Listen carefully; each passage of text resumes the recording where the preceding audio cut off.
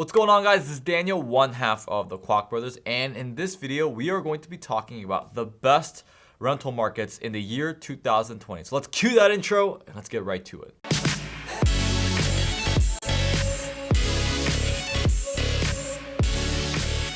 Alright guys, welcome back, and in this video we're going to be talking about the best rental markets in the year 2020, which is next year, right? At the time of this recording, it's 2019.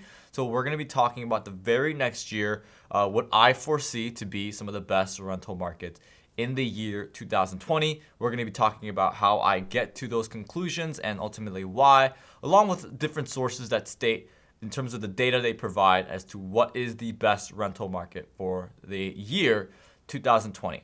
All right, so let's go ahead and begin. But before we begin, as always, feel free to go ahead and click that subscribe button, and also feel free to hit that notification bell. That way, as soon as we release out real estate investing content, you guys will be the first to be able to watch it and take advantage of it and eventually make money.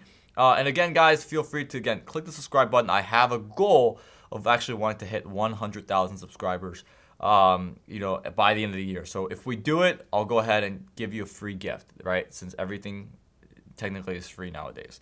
So feel free to go ahead and do that. And then let's go ahead and now talk about the topic at hand, right? The best rental markets in 2020. But first, we have to identify what makes a market a good rental market. What is it? And of course, throughout my years in investing in real estate, now being to the point where I'm able to do deals kind of all around the country, from West Coast to East Coast, obviously the Midwest where I'm from, did a lot of deals there. And now I'm doing actually some deals currently down in some of the southern states. So, I've had the absolute honor and pleasure and really just the journey and fun of being able to fly all around the country and not only train people, but also do deals in those respective states as well. So let's go ahead and talk about first how markets can change, right? So in terms of markets changing, there's a couple things that we can talk about here. There we go. How markets can shift and change. And there's a lot of things that obviously we can talk about. We can talk about employers. We could talk about the economy.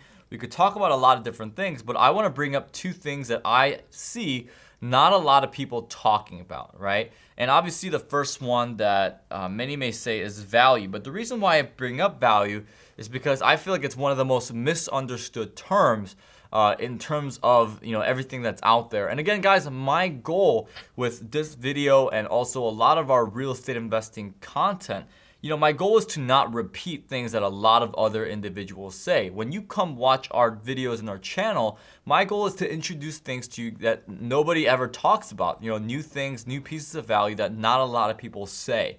I don't want to just be an amplifier. I want to be an originator of content so that you guys can enjoy.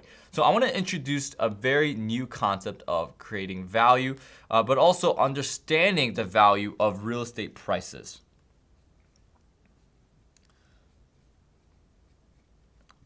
Because again, you turn on CNBC, you turn on a lot of these different channels, and home prices and real estate prices is something that a lot of times people misunderstand. And for me, a lot of people put emphasis on the value, but that is true, right? That is true long term,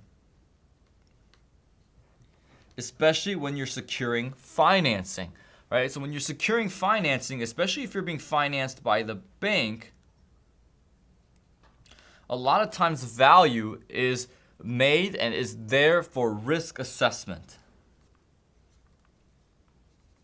I don't think I spelled assessment right. Is it two S's or one S? Comment down below what you think it is, right? So whatever you say it is, that's what it is, right? So a lot of times risk assessment is attached to financing, which is attached to value. So a lot of times people consider the up and down prices of value, right? Like a lot of real estate investors will be happy when the value of their apartment complex or their single family house that they're renting out goes up. But in all reality, does it really truly matter when it comes to your cash flow? The answer is no, because even if an apartment building is valued at $2 million versus $1.5 million, the rental income is rather still the same, right? Everybody's still paying rent, right? Your tenants are not going to care whether or not the apartment they live in is worth 1.5 million or 2 million, they care what the rent is, right? And they're going to pay that rent. So the value doesn't necessarily matter because that's what a lot of people refer to when it comes to value. But in terms of the word value, it pertains more to long-term and financing. A lot of times long-term financing with banks because, well, what happens? What happens, is a lot of times that loan-to-value ratio may be a little too high, meaning that the loan that you have on the apartment complex compared to the value is not something that the banks want to see. So for example, if you have a $1.9 million loan and at the same time the value is 1.5 million, that means loan to value wise, right, in terms of the percentage, that loan is more than 100% of the value, which in this scenario is 1.5 million. So the 1.9 million is greater than 1.5, therefore the loan to value ratio is over 100%. This is a scenario where I would argue that this is where the value of the apartment complex or the rental property matters the most, especially when you're getting long-term financing from a bank or a financial institution. Because, well, this value is going to dictate, right, how the bank is going to treat you and also the risk assessment. At the end of the day, right, the banks care about assessing their risk. They're in the business of making money themselves, but they don't want to be in a risky position, right, to where you're not be able to pay your mortgage payment or the value of the collateral of the note, which is the building itself. Because obviously you guys can see that, well, if you have a loan out for 1.9 million and the value is only 1.5, that's a $400,000 spread. The banks start to worry because, well, what happens in a situation where you have to sell the building because let's say the building is not performing up to standard, or you have very low equity position. A lot of times I've seen scenarios, guys. I've seen scenarios where the banks will call the landlord, they'll call the investor, and they'll ask for $400,000 in cash to make up for this difference. Again, guys, this is not a matter of opinion. I've literally seen this happen to many real estate investors who own apartment complexes. The banks call them up, they ask for that $400,000 spread. And that's a scenario that we don't want to be in because, well, not everybody has $400,000 that they could just pull off. And if you're a real estate investor that raises capital, well, the last thing that you want to do is call your investors and do a partnership call, right? Or do a money call to where you have to call everybody involved in the building and raise that $400,000 without really any good return, any reason for return. So value, that's something that a lot of people don't talk about this situation, right? Because again, the value, this is where the word value pertains to the most. This is where the value of an investment property is going to be rather important, right? Another thing that people don't understand in terms of how markets can change is the financing.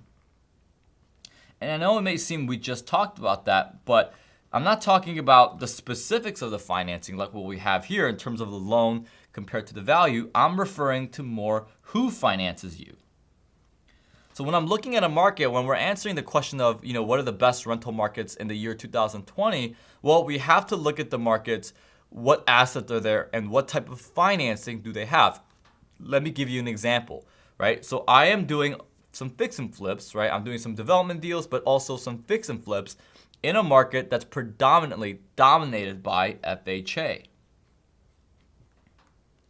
Now, when I was doing my market research, when I was answering my own question of what's the best rental market for fix and flips in the year 2019, right? And this was me in 2018 thinking about this, right? So I started asking myself that in August of 2018, what the question being, what's the best rental market for what's the best fix and flip market for 2019? That's a question that I asked in 2018 because I wanted to get into some flips. So I asked myself, well, what drives up prices, right? We're in a market right now where it's a bull market, which means the times are good, right? Now, out of a lot of these things, what are some key elements that's going to help me get higher prices? Because, well, I want to be able to buy properties that are cheap, but also sell it for very high prices.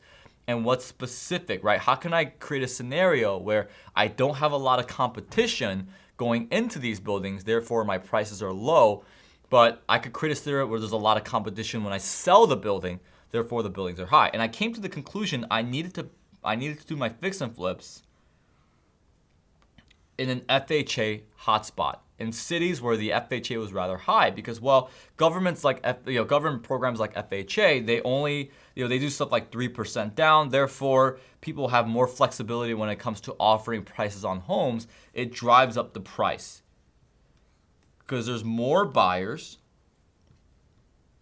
And not only that, but they have to put less down, which means they're able to afford a higher purchase price for that home. So after realizing this, and these are the buyers that won't touch the ones that I would want, right? The distressed properties, the ones that are all torn down, the ones that need rehabbing. They're not going to touch those, right? The millennial couple who just got married and they just graduated college and they need to find a home. They're not going to buy a house that needs $100,000 in rehab. But they want to buy one, right? That's a finished product. That's where I came in. And because of it, we started getting asking prices in terms of the properties that we're selling. We started getting offers that were $10,000, $25,000 above our asking price, right? So that's how markets can necessarily change. And it's very important for us to understand that as we're preparing for 2020. What are the best rental markets for 2020? So again, that's an example that I did for 2019. Feel free to use that on your own and apply it to the question of what are the best rental markets of 2020. Now, in terms of how I get these pieces of information, it's very important that you guys are able to do research on your own, because, well, as much as I want to help you guys and teach you guys and give you the answers, which I'm actually going to finish this video with the top 5 best rental markets for 2020 in my opinion, but I also want you guys to be self-sustainable, right? I don't want you guys to depend on me for information. So let me share with you guys some of my favorite places and sites where I get my research reports in terms of market research and numbers and vacancies and financing, basically everything under the sun. So I have 3 main sites that I visit to get research reports. The first one is the brokerage Marcus & Millichap. I absolutely love the research reports that they actually put out. So they put one out on multifamily, and they actually put one out every quarter along with an overview, right? They do an investment, what they call an investment forecast. They put one out in the beginning of 2019 and also late 2018. It was literally just titled 2019 Multifamily Investment Forecast. And they also put some stuff out on like self-storage and basically everything else when it comes to investing in real estate. So all you have to do is just go to their website, Marcus & Millichap, and then go to the research report section. And I'm not getting paid by Marcus & Millichap by any means. I literally just love their resources, and it's also completely free. So I want you guys to take advantage of that as well. Another website that I get really good research reports in is CBRE, and they also have really good research reports as well on multifamily, single family, self-storage, on basically everything under the sun. One of my favorites also is IRR Reports. So again, they also put out a lot of great numbers on multifamily, self-storage, single-family houses.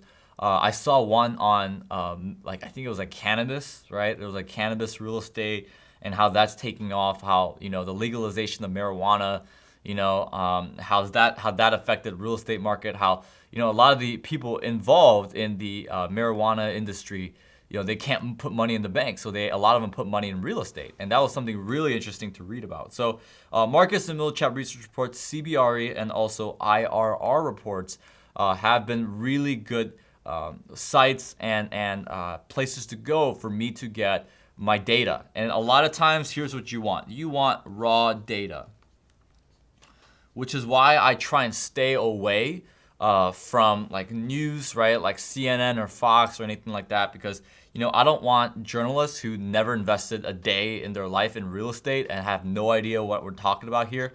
I don't want them basically putting out their opinion on the market, right? I want just the data. I think us as real estate investors and entrepreneurs, I think we're pretty smart enough to recognize the data and get the data and figure out what we need to do with it. Raw data, what I want is I want to be able to see the numbers for myself and create an opinion, based on what I feel like I need to do.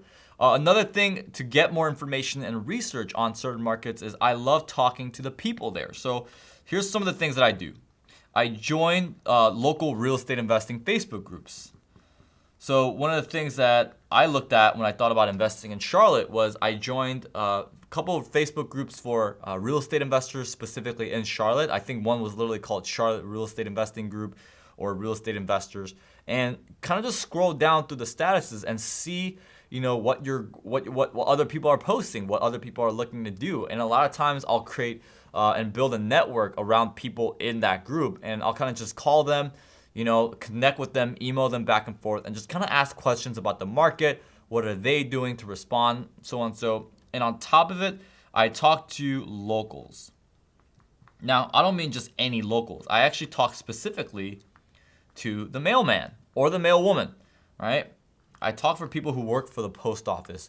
Out of anybody that I've talked to when it comes to getting information on a real estate investing market, the best person to talk to haven't been the realtors, haven't been the brokers, haven't been the property managers, which, by the way, every single one of those three will tell you that their market is hot because they make money off you doing deals in that area. So be careful about what they tell you. But out of every single person I talk to, the most information and the best information that I've gotten about certain neighborhoods and certain markets have been talking to the individual that works in the post office, the mailman or the mailwoman, the individuals who walk around the neighborhood every single day delivering mail. They have been by far the best people to talk to. And not only that, but I've also gotten deals out of them because they told me, like, hey, listen, you need to check out this address. The person just moved out. The grass is getting a little tall. I think they're facing foreclosure, right? Or, hey, this apartment, this person owns it, right? It's been absolutely awesome, the information that they've given me. It's amazing. So join Facebook groups, talk to locals, especially the mailman. You got research reports through Marcus and Millichap, CBRE, and IR reports. That pretty much sums up what I do in terms of the macro research. Now let's get into the best rental markets. Now, these rental markets I've identified with different qualities. Because of course, we got to look at qualities in terms of what makes a good rental market, right? And when we're answering the question of what are the best rental markets in 2020, we've got to talk about these certain things. We got to talk about employment, and more importantly, who are the employers, right? Who are the people employing? Who are the biggest employers in that city, right? Who are the individuals and the companies that are providing the jobs? That's what we want to know, because if it's a strong company and they have a very less likelihood of moving anywhere anytime soon, well, that's a good area to invest in because, well, people there will always have jobs. Employers, and also age demographic. And obviously, you guys are probably thinking about millennials because, well, myself, also as a millennial, based on a lot of research and data, and really, if you just turn on the news, you'll be able to figure it out, that millennials aren't buying houses. We're not buying as much houses as other people thought. We're actually more renting than anything because we want the mobility. We want to be close to the action, the downtown areas. We want to be near the cool experiences like the restaurants and also by the train station for commuting. And we're just not buying houses. It's weird, you know what I mean? Like, I personally own a home, right? I own my own home, but a lot of my friends that I've graduated with and a lot of my friends that have even jobs and they're making six figures, even as a millennial, somebody in their mid-20s, they're still renting. You know what I mean? So it's rather amazing. So age demographics is also something that I pay attention to because, well, that's also important. If I have a lot of millennials, I know that's going to be a great rental market. And I also know they're going to pay, because even the individuals, the millennials who make a lot of money, they're paying, which leads me to say the median income. Because if it's an area to where they're making enough money to at least pay the rent, but at the same time, perhaps they're not making too much money to where they can afford to get a house at any given time, I'm always paying attention to that median income. Do I have individuals that are able to pay the rent rather than not pay rent, right? Because that's pretty important. You want people to pay rent. I think that's pretty obvious. All right, so those three things are probably the top three that I pay attention to. Now let's move on to the list. I've identified a top five cities based on certain numbers that I deem to be pretty good, or let me just go with the title of this video, the best rental markets in 2020. Now, guys, before I say these, keep in mind that these are based on a lot of articles, research reports that I found, and a lot of other investors may be targeting these areas already. So the question that I have for you is, how are you going to stay even one step ahead of other individuals? That's something for you guys to remember as well. Remember, this video is not the end all be all. If anything, every single video that I post in regards to real estate investing, I want it to be a jumping off point. I want it to be a stepping stone into something else that you learn. That way you could provide value for other people. This is just the beginning of a conversation.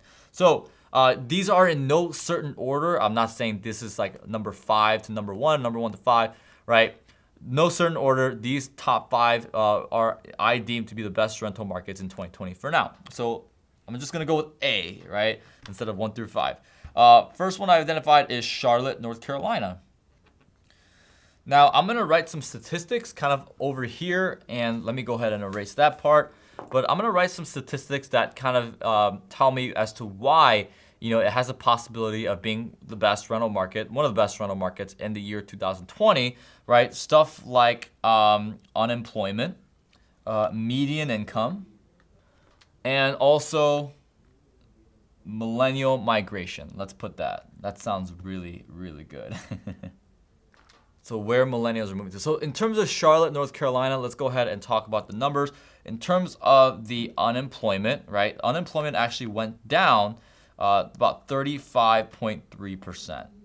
35.3%, meaning that the unemployment number went down, which means more people are working, more people are employed. So it's 35.3% down from where it was the year before, or I think it was like 3 years before is what the article said.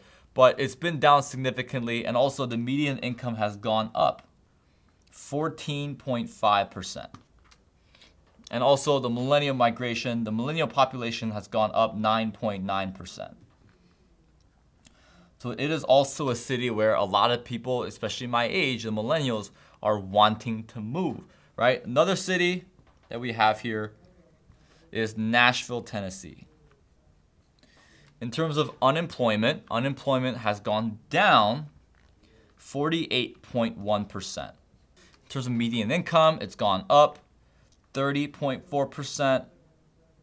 And in terms of millennial migration, it's up 11.4%, meaning there's 11.4% more millennials than 3 years ago, right? Or maybe it's last year. So I apologize, guys. I didn't check the numbers in terms of what they're comparing it to.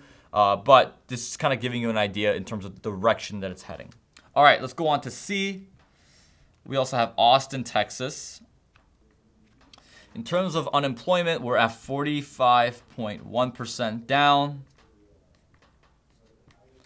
In terms of median income, we're at 21.7% up. And also 17.5% high for millennial migration. That's a big number. Right, that's a really big number. And again, guys, this is based on multiple different articles and research reports, averaging out certain numbers and whatnot. All right, let's move on to D. D is Denver, Colorado. And it's kind of funny. It's kind of funny when I list off a lot of these cities, because a lot of my millennial friends that I talk to, when they move, it's like a lot of times this is where they're going. Especially like Denver and Charlotte. A lot of the friends that I graduated with in high school and college, these are the areas they actually end up going to, a good chunk of my friends. So in terms of Denver, Colorado, the unemployment number is negative 46.3. So 46.3% down. In terms of median income, we're looking at 13.1% up. And also 18.7% higher. Now, this may have to do with the fact that a certain substance was legalized in Colorado first, I believe. But let alone a lot of my generation, a lot of my fellow millennials are moving into Denver 18.7% higher than the last recorded piece of data. Let's move on to the last one, which is letter E. And letter E is Portland, Oregon. I don't know if that's Oregon. I'm just going to do this to be safe. All right. In terms of unemployment, we're down 40.3%. We're up on median income 28.3%. And we're also up in terms of millennial migration 11.3%. Now, again, guys, this piece of information is available basically to everyone because it's on the internet. So there's a lot of real estate investors who may have looked at this information right here. So the question that I want to ask you guys is, how are you going to stay one step ahead of individuals who are perhaps looking at these pieces of data? Maybe you look into these specific cities and you start doing some micro research, like what is the unemployment number, what is this, what is that, and what is the rental market like? Has rents gone up? Has it gone down? What about vacancy? These are things that you guys could possibly look for to then practice and also get an idea of what are the best rental markets in 2020. So again, guys, I hope you enjoyed this video. Again, click the subscribe button and the bell icon notification so that you guys can stay ahead of the game in terms of your real estate knowledge and what we put out there. So again, guys, hopefully this video was helpful in helping you understand what are the best rental markets in 2020. I know that for these 5 cities, maybe 2 or 3 of them are definitely cities that I'm going to make a move on, which is why I'm raising a lot of capital right now to do so. So again, hopefully this video was helpful. Much love to you. Oh, and one more thing, if you guys want to check out our book, 0 to 75 Units, it talks about my very first step in real estate investing of what I did to get to where I am today. It's called 0 to 75 Units in 1 year. It details the first step again that eventually led to me acquiring over 75 units in 1 calendar year. So feel free to click the description, click the link in the description below to check out and get a free copy of that book. We're literally just giving it out for free. All you have to do is pay for shipping. But other than that, again, guys, I'll see you guys in the next one. Subscribe, click that bell notification. Much love to you, and I'll see you guys in the next one.